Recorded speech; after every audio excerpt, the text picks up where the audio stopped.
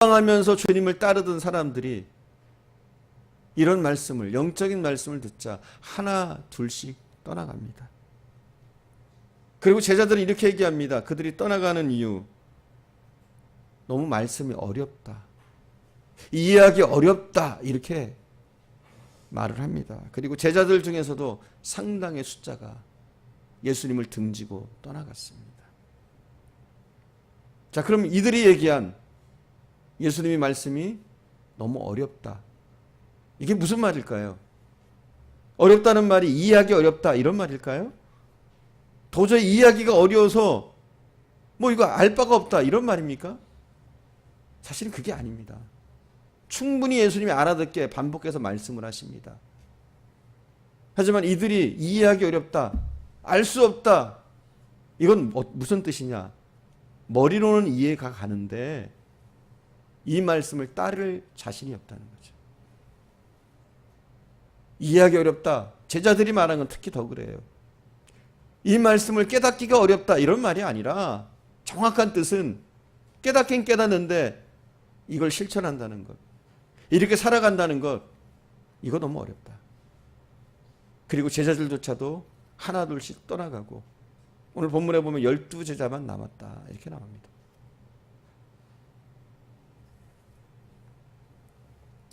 누가복음 18장에 보면 한 젊은이가 예수께로 찾아옵니다. 그리고 예수님께 이렇게 얘기합니다. 선생이여, 영생을 얻으려면 어떻게 해야 됩니까? 그랬더니 예수님이 말합니다. 율법을 지켜야 된다, 먼저 말씀하세요. 그러자 청년이 얘기합니다. 제가 어렸을 때부터 모든 율법을 다 지켰습니다. 그랬더니 예수님이 이렇게 말씀하십니다. 그래도 네게 한 가지 부족한 게 있다. 너의 모든 소유를 팔아서 가난한 자들에게 나눠줘라. 그럼 하늘에 너의 상급이 쌓일 것이다. 그리고 그 후에 나를 쫓으라. 이렇게 말씀하십니다. 그러자 이 청년이 고민하다가 예수님을 떠나갑니다. 예수님을 등 뒤로 한 채 떠나갑니다. 그토록 영생에 대해서 관심이 많았지만, 영생을 얻고 싶었지만 그는 네 소유를 팔아서 가난한 자들에게 나눠주고 그 후에 나를 쫓으라는 그 말 한마디에 그냥 실족하고 맙니다. 영생에 관심이 있었지만 썩을 양식 때문에 결국은 영생하는 양식을 얻지 못합니다. 우리도 비슷하죠. 예수 그리스도의 삶에 대해서 우리는 이해를 합니다. 예수 그리스도가 어떻게 사셨는지 우리는 압니다. 그러나 그런 삶에 대해서 이야기하고 그런 삶을 살 것을 이야기하면 이해하기 어려운 듯이 고개를 갸우뚱거립니다. 오늘도 많은 사람들이 오병이의 기적을 맛보고 그 양식을 먹고 열광적으로 쫓아왔던 군중들처럼 많은 크리스찬들이, 많이 믿는다고 하는 사람들이 이 썩을 양식을 위해서 몰려드는 군중처럼 교회로 몰려들기도 합니다. 그러나 영원한 생명에 대해서, 영원한 세계에 대해서 영적인 삶을 살라고 하면 썰물처럼 교회를 떠나는 경우들도 많이 있습니다. 교회에서 매 연말마다 있는 사건 가운데 하나가 뭐냐면 수험생을 위한 기도가 있어요. 큰 교회들은 뭐 수험생들이 많으니까 특별 새벽 기도회를 합니다. 그러면 사람들이 새벽 기도에 안 나오던 사람들이 엄청나게 많이 온다고 그래요. 그래서 새벽 교회 때도 본당이 꽉 찰 정도로 사람들이 나오기도 한다고 그래요. 수험생을 위해서 기도한다 이러면. 그리고 수험 시간이 다 끝나면 교회는 또 썰렁해집니다. 새벽 예배 때 텅텅 빕니다. 왜 그래요? 사람들은 영적인 양식보다는 육적인 것에 너무나 많은 관심을 갖습니다. 교회에서 축복에 대해서 설교하면 다들 아멘 하면서 두 팔까지 벌려가면서 환영합니다. 하지만 희생이라든지 또 영적인 것을 대해서 얘기하면, 천국의 보물에 대해서 얘기하면 시큰둥해집니다.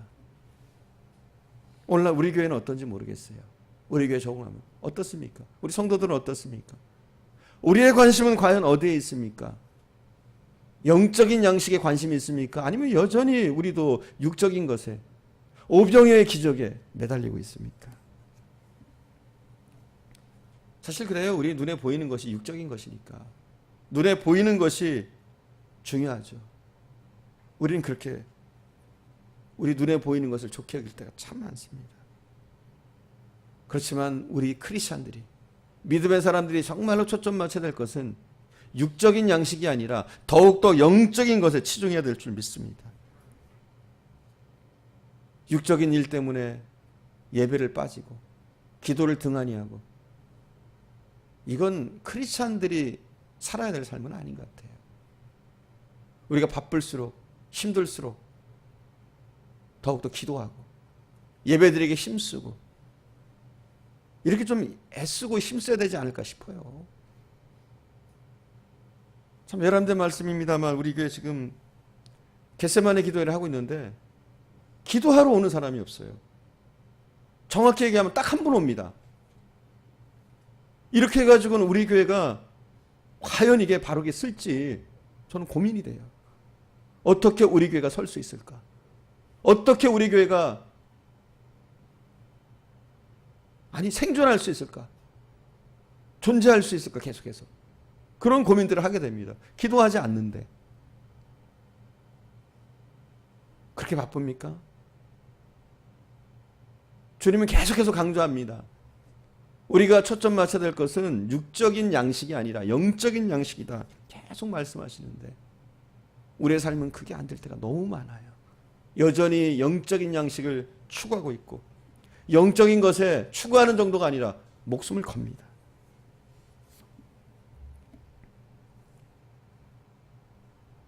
오늘 본문에 나오듯이 제자들조차도 떠났다고 하니까 그렇죠. 제자가 아닌 사람들은 오죽하겠어요? 군중처럼 몰려났던 사람들은 오죽하겠어요? 영적인 것에 대해서 얘기할 때 다 떠나가 버리죠. 우리가 67절 한번 봉독해 볼게요. 오늘 본문 67절입니다. 우리 함께 봉독합니다. 67절 함께 봉독합니다. 예수께서 12제자에게 이르시되 너희도 가려느냐.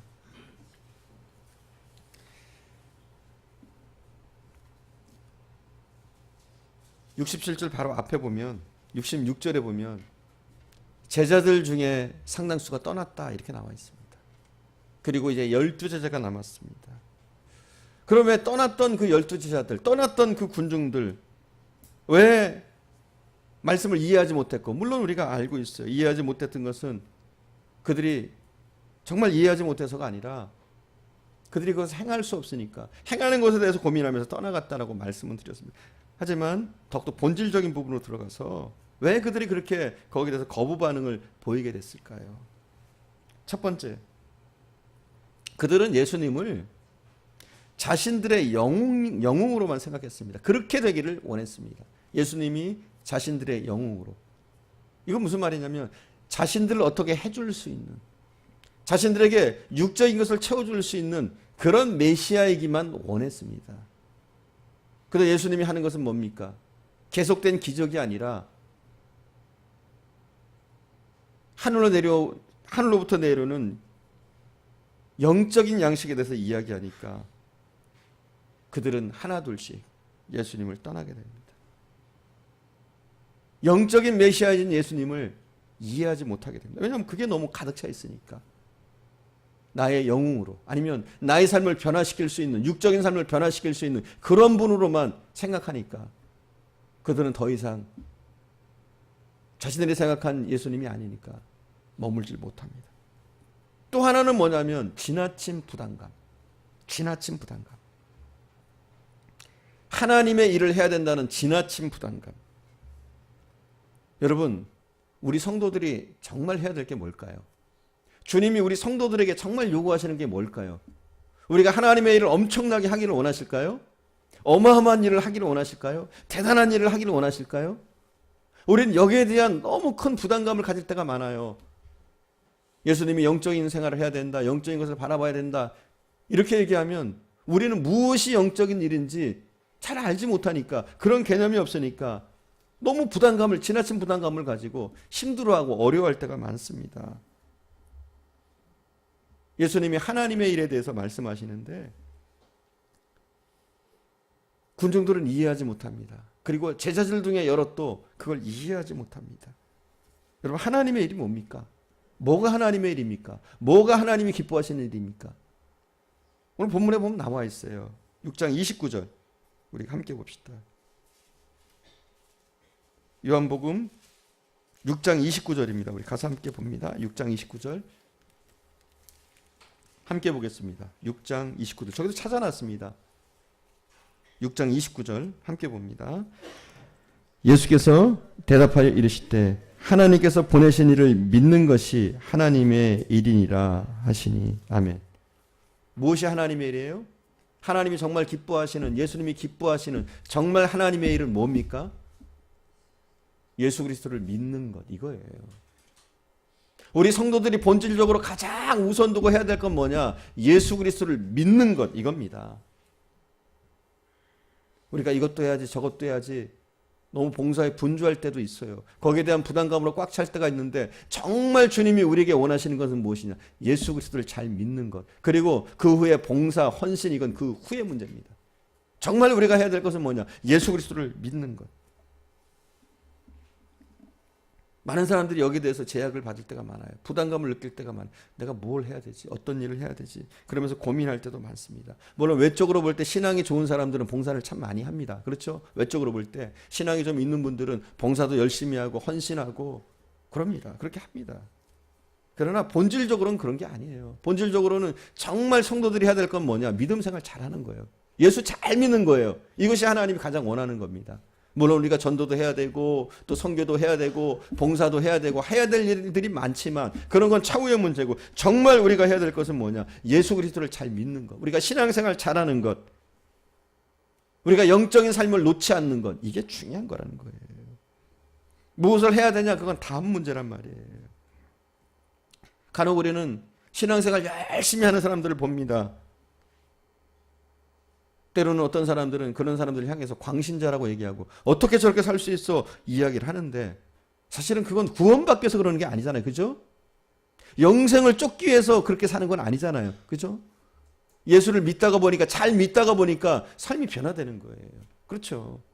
우리가 믿음 생활 하게 되면 우리가 변화됩니다. 나의 가치관이 변화되고 나의 삶의 목적들이 좀 달라져요. 그러다 보면 내가 다른 삶을 나도 모르게 살게 됩니다. 구원받기 위해서가 아니라 내가 믿음 생활 잘 하다 보니까 예수를 잘 믿다 보니까 나의 삶의 방향과 내가 추구하는 것들이 달라지다 보니까 그렇게 보이는 것이죠.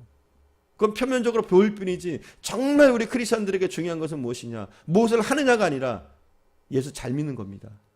할렐루야. 잘 믿어요. 잘. 그거 원하시는 거예요. 우리 주님이. 우리 하나님이 정말 원하시는 것은 무엇이냐? 예수 잘 믿는 거예요.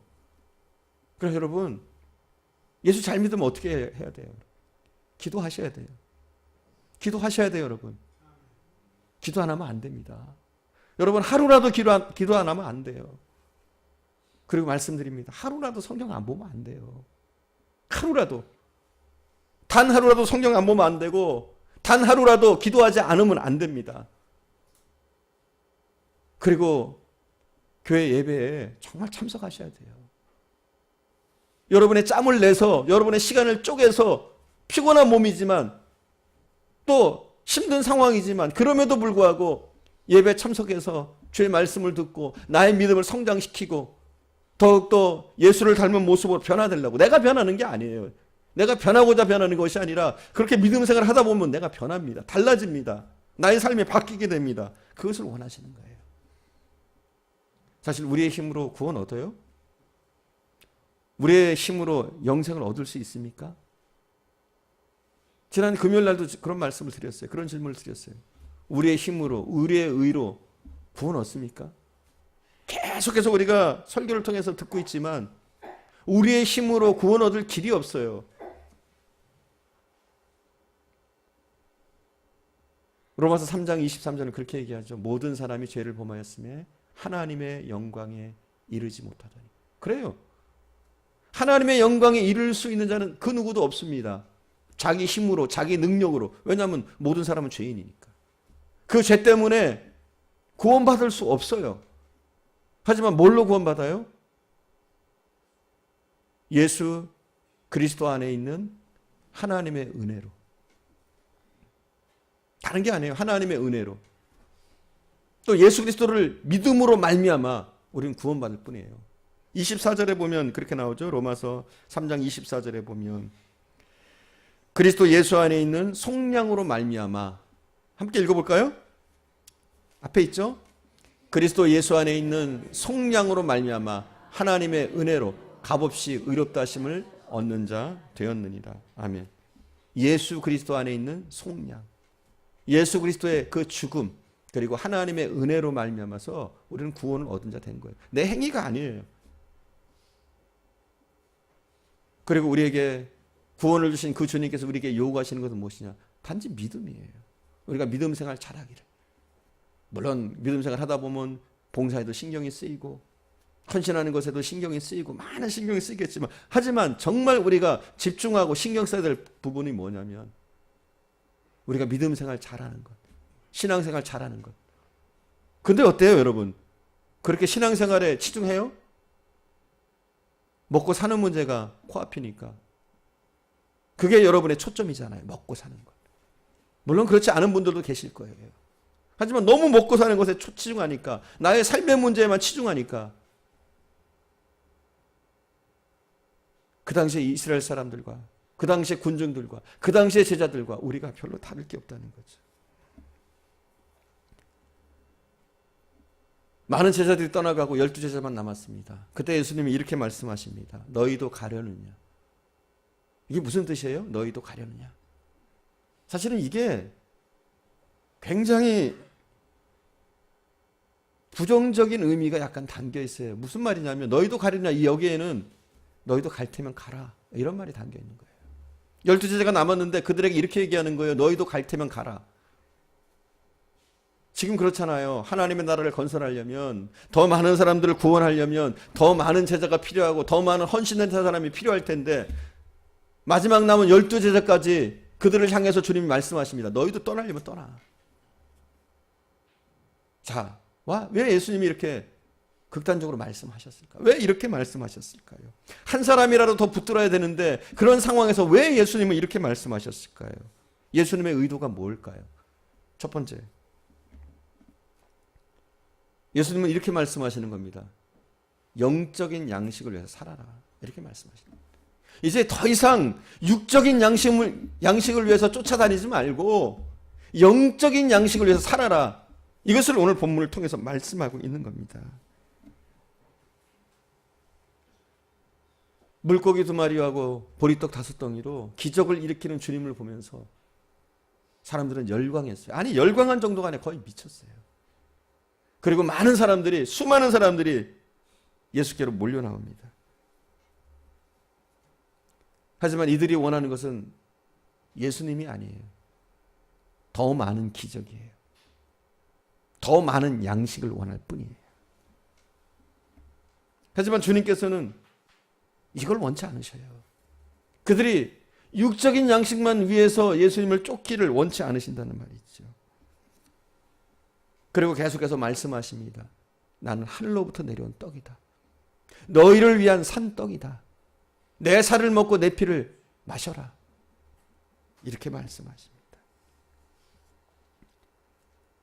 지금 계속해서 육적인 양식을 쫓고 있는 그들을 향해서 주님은 너희도 가려느냐? 아주 극단적인 질문을 하십니다. 그리고 이 말씀 속에는 이제 더 이상 육적인 쾌락을 끊으라는 거죠. 육적인 욕구를 충족시키려고 여기저기 뛰어다니지 말라는 거예요. 또한 육적 충족을 누림으로 인해서 생기는 그런 짜릿한 쾌감, 거기에 중독되어져서 그것만 쫓지 말라는 거예요. 이제는 영적인 차원으로 너희가 성장하라고 주님은 말씀하십니다. 여러분, 우리에게도 마찬가지인 줄 믿습니다. 우리 주님은 우리가 거룩한 도전을 하기를 원하시는 줄 믿습니다. 더 이상 육적인 차원에서 머무르지 않고 영적인 차원으로 우리가 좀 일어나기를, 옮겨가기를 원하시는 줄 믿습니다. 사실 12제자에게 너희는 나를 따르라 이런 말씀도 포함되어 있을 거예요. 자, 성경에 보면 에서라는 인물이 나옵니다. 에서라는 인물이 어떤 인물입니까? 육적인 것을 쫓았던 사람. 아니, 육적인 것만 쫓았던 사람. 팥죽 한 그릇에 장자권을 팔았던 사람. 에서가 나옵니다. 하나님 이런 사람 기뻐하지 않으셔요. 장자였지만 에서는 버림받습니다. 그렇죠? 특권을 분명히 누릴 수 있는 자격이 있지만 버림받습니다. 에서가 그랬어요. 하지만 야곱은 어떻습니까? 욕심이 많아요. 뭐에 대해서요? 영적인 장자권에 대해서. 장자권이 뭘 줍니까? 장자권을 받으면 뭐 달라집니까? 아버지로부터 축복받는 거예요. 장자권이라는 것이. 하지만 그 장자권을 받는다고 뭐 육적으로 뭐 엄청나게 달라지는 게 있어요? 아니에요. 오히려 야곱은 영적인 장자권을 받고 나니까 육적으로는 더 힘들어졌어요. 형과 원수가 되고 자기 집에서는 살 수 없는 신세가 됐어요. 하지만 광야에서 돌베개를 베고 잘지언정 장자권에 대한 욕심을 내고 영적인 것에 대해서 욕심을 내는 그 야곱을 하나님은 기쁘게 여기셨어요. 여러분, 영적인 욕심이 좀 있습니까? 있어요? 그런데 그렇게 기도를 안 해요? 영적인 것에 그렇게 욕심이 많은데 기도를 안 해요? 그렇게 영적인 것에 욕심이 많은데 말씀을 안 봐요? 그렇게 영적인 것에 욕심이 많은데 예배를 안 드려요? 여러분, 욕심 가져야 돼요. 그래서 은혜 받으려고 하고 하나님의 음성을 들으려고 하고 정말 우리가 크리스찬이라면 그렇게 살아야 되는 줄 믿습니다. 이제 육적인 것에 매여서 거기에 안주하는 삶이 아니라 우리가 영적인 삶을 향해서 나가기를 우리 하나님은 원하시는 줄 믿습니다. 여러분, 우리가 육적인 것만 추구하다가 패가 망신당합니다. 잘 알아요. 패가 망신당해요. 지금 좀 잘 되는 것 같죠? 패가 망신당합니다. 창세기의 롯을 보세요. 자기가 보기에 좋은 땅, 보기에 아름다운 땅, 그 땅을 선택합니다. 요단 들판을 선택합니다. 그리고 그것이 바로 소돔과 고모라 땅이었죠. 육적인 것을 쫓아갔던 롯은 쫄딱 망하고 아내까지 잃고 자기 자식과 동침하는 폐륜을 저지르는 정말 부끄러운 사람이 되어집니다. 하지만 어떻습니까? 먼저 영적인 것을 생각하고 하나님의 의를 생각했던 아브라함은, 제단을 쌓았던 아브라함은 어떻게 됩니까? 믿음의 조상으로 세워집니다. 여러분, 그렇습니다. 우리 현재도 마찬가지예요. 현재 우리의 삶도 마찬가지예요. 당장의 육체적인 것을 쫓아서 살아가는 사람은 결국은 버림받습니다. 결국은 버림받습니다. 결국은 망하게 됩니다. 하지만 정말 영적인 것을 추구했던 사람들, 힘들지만 때로는 들판에 서야 되지만 광야에 서야 되지만 돌베개밖에 남지 않지만 그럼에도 불구하고 영적인 것에 욕심을 내고 영적인 것을 추구했던 사람들은 하나님 앞에 온전한 선택을 받고 믿음의 사람들로, 또 축복의 사람들로 세워졌는 줄 믿습니다. 여러분, 이제 영적인 것에 욕심을 낼 수 있는, 더욱더 영적인 것을 바라볼 수 있는 그런 사람들 되어질 수 있기를 바랍니다. 예수님이 마지막 남은 12제자에게 말씀하셨던, 너희도 가려내라 말씀하셨던 그 뜻에는 또 두 번째 이런 말씀이 있습니다. 정예 부대에 대한 욕심을 내라, 이런 거죠. 이 말씀은 너희라도, 마지막 남은 너희라도 소수 정예 부대가 되라는 그런 말씀이 함축되어 있습니다. 이 소수 정예 부대 하면은 저는 기드온의 300용사가 생각납니다. 여러분, 기드온의 300용사 아시죠? 미디안의 계속된 침략을 이스라엘 백성들이 받습니다. 이스라엘은 헤어날 길이 없습니다. 그러자 하나님이 기드온이라는 사람을 세우시죠. 그리고 기드온이 이제 미디안을 물리치기 위해서 군사를 모집합니다. 그랬더니 제법 많은 사람들이 모였습니다. 2만 3천 명이 모였다고 그래요. 3만 2천 명. 제가 거꾸로 3만 2천 명이 모였습니다. 3만 2천 명. 3만 2천 명의 군사가 모였는데 하나님께서는 이 3만 2천 명의 군사, 사실은 미디안 군대에 비하면 많은 게 아니에요. 3만 2천 명이면. 그렇지만 하나님은 이 3만 2천 명의 군대를 보면서 너무 많다 이렇게 말씀하십니다. 사사기 7장 2절에 보니까 좀 넘겨주실래요? 사사기 7장 2절에 보니까 우리 함께 읽어봅시다. 7장 2절 함께 봅시다. 여호와께서 기드온에게 이르시되 너를 따르는 백성이 너무 많은즉 내가 그들의 손에 미디안 사람을 넘겨주지 아니하리니 이는 이스라엘이 나를 거스려 스스로 자랑하기를 내 손이 나를 구원하였다 할까 함이니라. 아멘. 하나님이 3만 2천 명의 군사를 보시면서 너무 많다 하십니다. 그 이유는 무엇이냐? 혹시라도 그들이 3만 2천 명의 군대로 미디안을 이기고서 내가 했다 할까봐 두렵다는 거예요. 왜냐하면 그 전쟁은 누구의 전쟁이에요? 하나님의 전쟁입니다. 모든 전쟁은 그렇습니다. 하나님이 함께야 이길 수 있는 거예요. 그러나 그들이 착각하고 3만 2천 명의 군대로 미디안을 물리친 후에 우리가 했다 할까봐 하나님은 3만 2천 명이 너무 많다고 하십니다. 그 말을 들은 기드온이 선언합니다. 너희 중에 두려워 떠는 자들은 또 가라 이렇게 말합니다. 그랬더니 2만 2천 명이 떠납니다. 그리고 남은 사람이 10,000명이었습니다. 10,000명. 10,000명이면 극히 적은 숫자죠. 전쟁하기 위해서. 하지만 하나님은 여전히 그 10,000명의 군사를 보면서 너무 많다 말씀하십니다. 그리고 기드온에게 시냇가에서 저들을 시험하라 말씀하십니다. 그래서 우리가 아는 거죠. 어떤 사람들이 선택됐습니까? 주일학교도 들었죠? 어떤 사람들이 선택됐어요? 냇가에서 물을 손으로 떠서 개처럼 핥아 먹는 사람. 보기에는 별로 안 좋습니다. 보이는 모습은 우리가 성경을 잘못 보면 왜 개처럼 핥는 사람을 하나님이 택하셨을까? 이러면서 그렇게 흉측한 몰골을 한 사람들을 택하셨을까? 이런 생각을 하기도 합니다.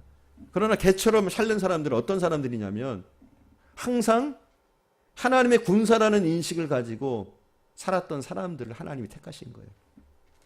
이스라엘 백성들은 전쟁 중입니다.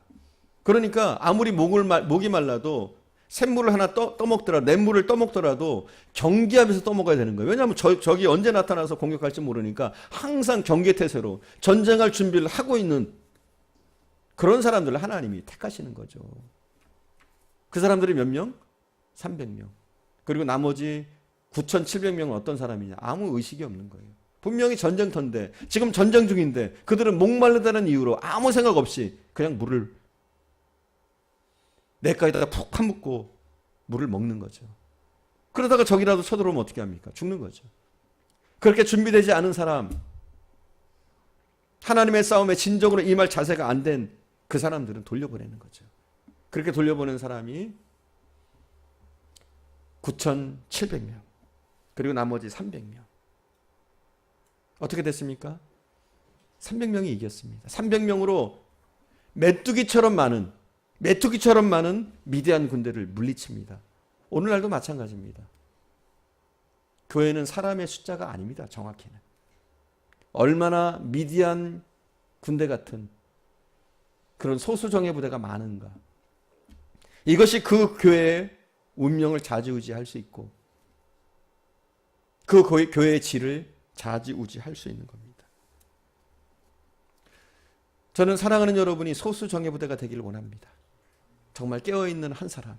우리가 이 세상의 한복판에 살지만 소돔과 고모라 같은 이런 현실 가운데 살지만 그럼에도 불구하고 깨어서 기도하고 더욱더 영적인 싸움에 임하는 하나님의 군사 같은 사람들로 세워줄 수 있기를 간절히 원합니다. 주님은 마지막 남은 12제자에게 이런 소망을 가지셨습니다. 너희 12명이 바로 소수 정예 부대가 되어라. 그리고 그 12제자가 그렇게 되어졌습니다. 그 12제자를 통해서 온 세상에 복음이 증거되어졌는 줄 믿습니다. 마지막 세 번째로 할게요. 영혼 구원의 사명자가 되라는 그런 의미도 담겨 있습니다. 우리 주님은 12제자들을 영적인 사명자로 한 사람 한 사람 세우기를 원하셨습니다.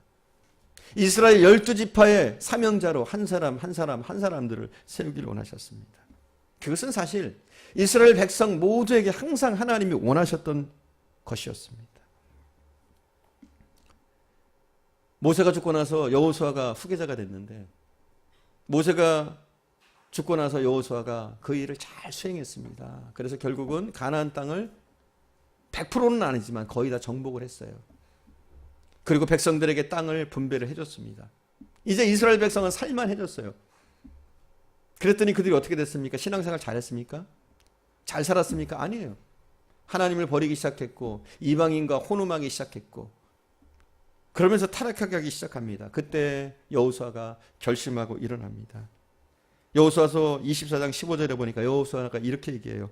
만일 여호와를 섬기는 것이 너에게 좋지 않게 보이거든 너희 열조가 강 저편에서 섬기던 신이든지 혹 너희의 거하는 땅 아모리 사람의 신이든지 너희 섬길 자를 오늘날 택하라. 오직 나와 내 집은 여호와를 섬기겠노라. 한번 읽어볼까요? 좋은 말씀이니까 우리 함께 읽어봅시다. 찾아놨으니까 함께 읽어봅시다. 만일 여호와를 섬기는 것이 너희에게 좋지 않게 보이거든 너희 열조가 강 저편에서 섬기던 신이든지 혹 너희의 거하는 땅 아모리 사람의 신이든지 너희 섬길 자를 오늘날 택하라. 오직 나와 내 집은 여호와를 섬기겠노라. 아멘. 타락한 백성을 향해서 여호수아는 소리 지릅니다. 택하라. 나와 우리 집은 여호와 하나님을 택하겠다. 너희들도 택하라. 이렇게 마치 오늘 예수님이 말씀하시듯 그들에게 이렇게 이야기를 합니다. 그때 이스라엘 백성들이 자각하고 더욱더 믿음으로 선 것을 보게 됩니다.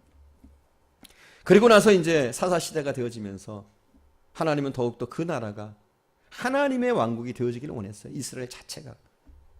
하지만 여러 가지 시행착오를 거쳐서 결국은 어떻습니까? 왕조 시대가 되면서 이스라엘 그 국가 자체가 정말 하나님을 섬기는 믿음의 왕조로 세워지게 됩니다.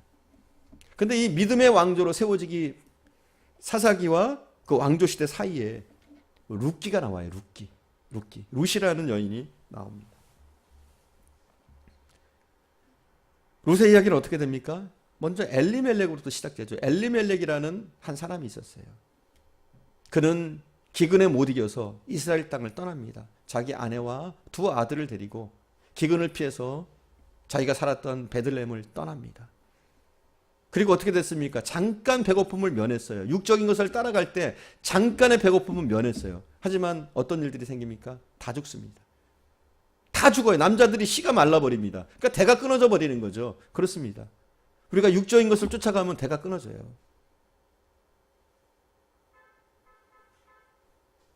대가 끊어져 버립니다. 잠깐 기근을 피해서 육적인 것을 쫓아갔지만 어떻게 됩니까? 다 죽어요. 남자는 다 죽습니다. 엘리멜렉도 죽고 그 두 아들도 죽습니다. 그리고 여자들만 살죠. 나오미가 정말 청산가구가 되어지고, 그리고 그 자부들, 그 며느리 둘 오르바와 룻만 살아남습니다. 그리고 결국은 살 수가 없으니까 자기가 떠나왔던 땅으로 이제 다시 돌아가기로 나오미는 결심합니다. 그리고 나머지 남아있는 그 두 며느리 오르바와 룻에게 이렇게 얘기합니다. 너희는 너희 어머니의 집으로 가라. 너희 땅으로 가라는 거죠. 그랬더니 오르바는 얼추구나 좋다고 자기 고향 땅으로 떠나가 버립니다. 하지만 룻은 끝까지 떠나가지 않고 자기 시부모를 쫓아갑니다. 계속해서 만류하는 그 나오미에게 룻은 이렇게 얘기합니다.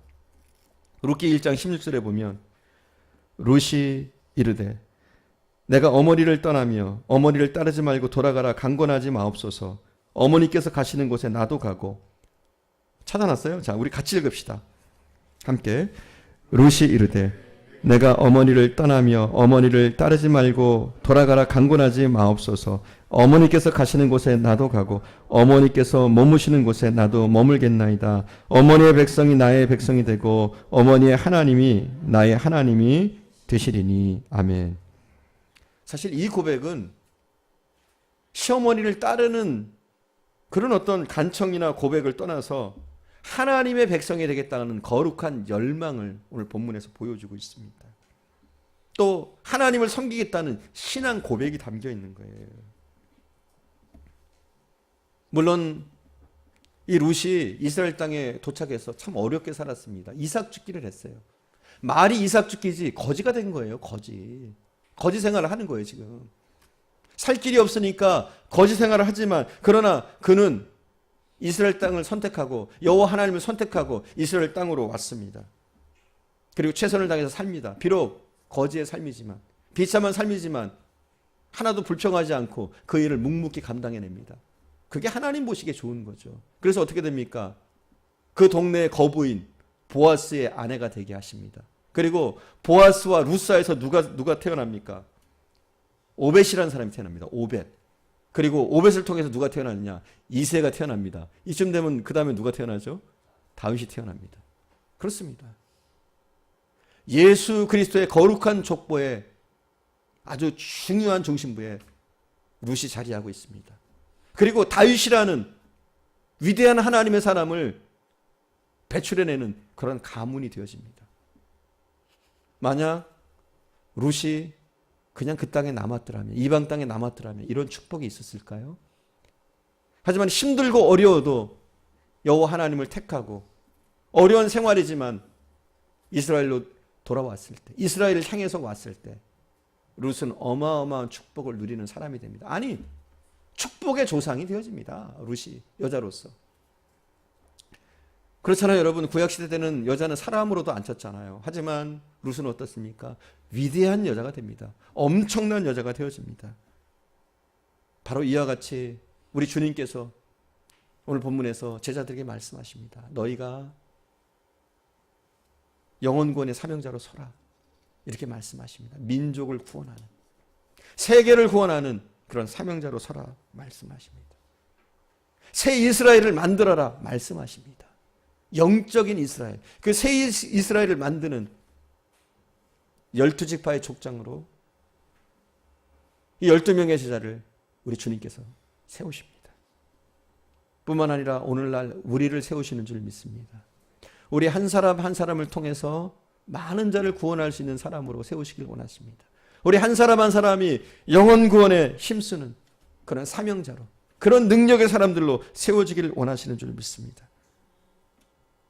우리가 할 일은 다른 게 아닙니다. 물론 거룩한 부담감도 있겠지만 다른 게 아니에요. 여러분은 믿음 생활 잘하면 됩니다. 영적인 선택을 하고 믿음의 선택을 하시면 됩니다. 여러분의 믿음에 치중하시면 하나님이 결국은 우리를 이런 사람들로 만들어 가실 줄 믿습니다. 항상 우리에게는 선택의 길들이 있어요. 영생의 길과 사망의 길이 항상 놓여 있어요. 예수님의 그 말씀을 들은 12제자 가운데 어떤 사람이 생깁니까? 가룟유다 같은 사람이 생깁니다. 바른 선택을 하지 못하고 마귀의 게임에 빠져서 예수님을 파는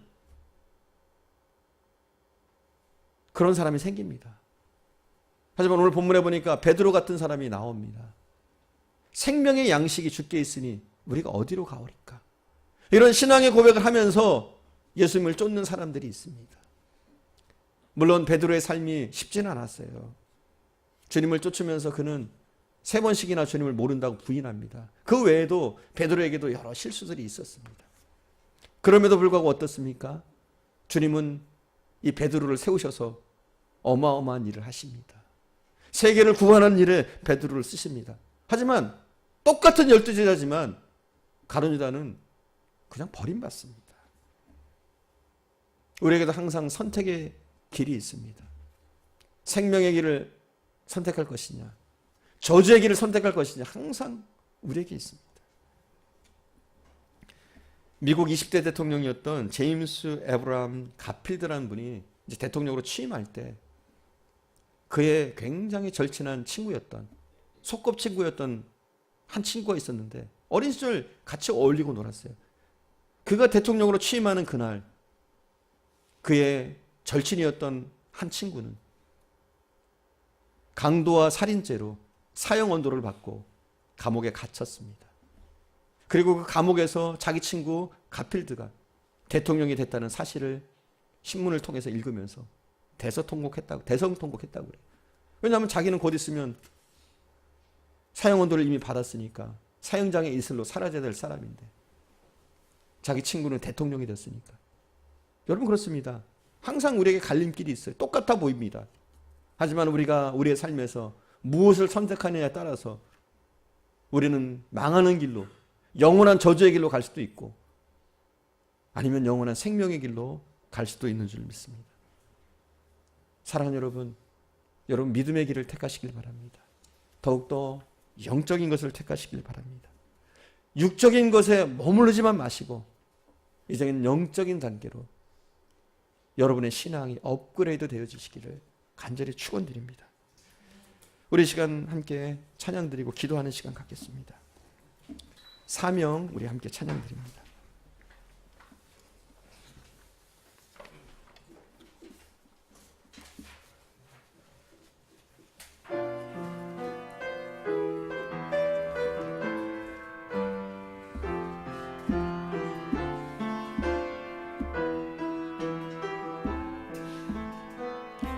주님이 홀로 가신 그 길 나도 따라가오.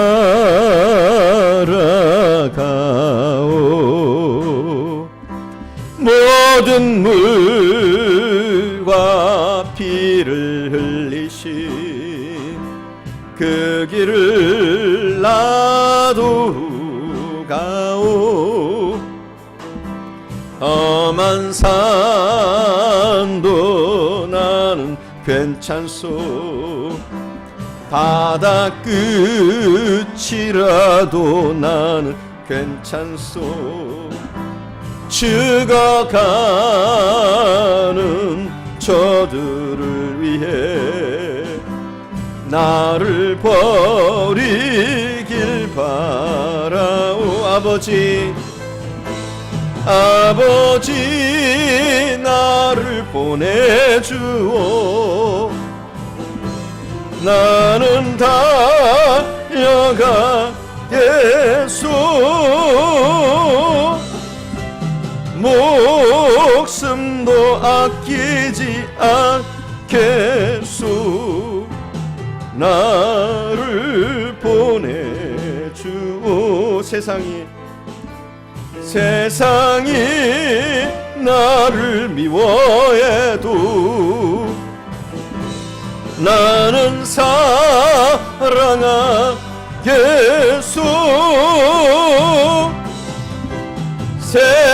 세상을 구원할 십자가 나도 따라가오.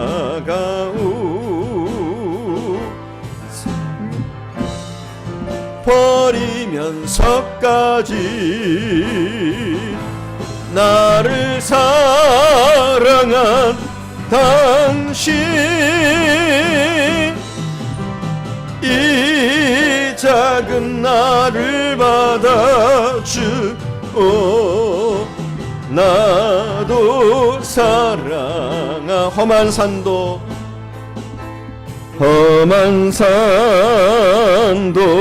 나는 괜찮소. 바다 끝이라도 나는 괜찮소. 죽어가는 저들을 위해 나를 버리길 바라오. 아버지 나를 보내주오. 나는 달려가겠소. 나는 달려가겠소. 목숨도 아끼지 않겠소. 나를 보내주오. 세상이 나를 미워해도 나는 사랑하겠소.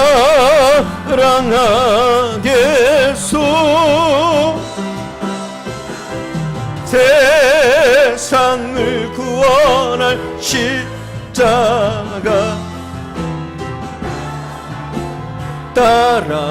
따라가오. 생명을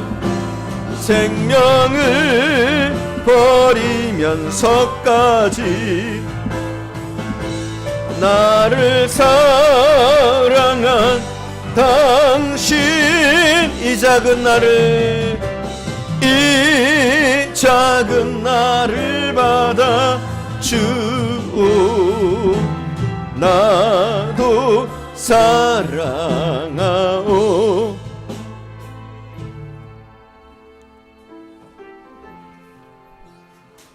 우리의 삶이 어떤가요?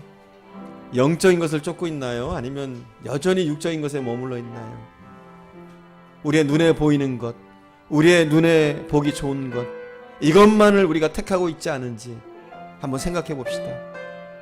비록 광야의 들판에 서서 돌베개 하나 딸랑 베고 잘지라도 그것이 하나님의 길이라면, 하나님이 원하시는 거라면 우리가 택할 수 있는 저희들 되어줄 수 있기를 바랍니다. 세상이 아무리 타락했다고 할지라도 더 이상 소돔과 고모라가 우리 눈에 보기에 좋게 보이지 않기를 원합니다. 세상의 쾌락들이, 타락한 세상이 부러워 보이지 않기를 바랍니다. 이 시간 우리가 함께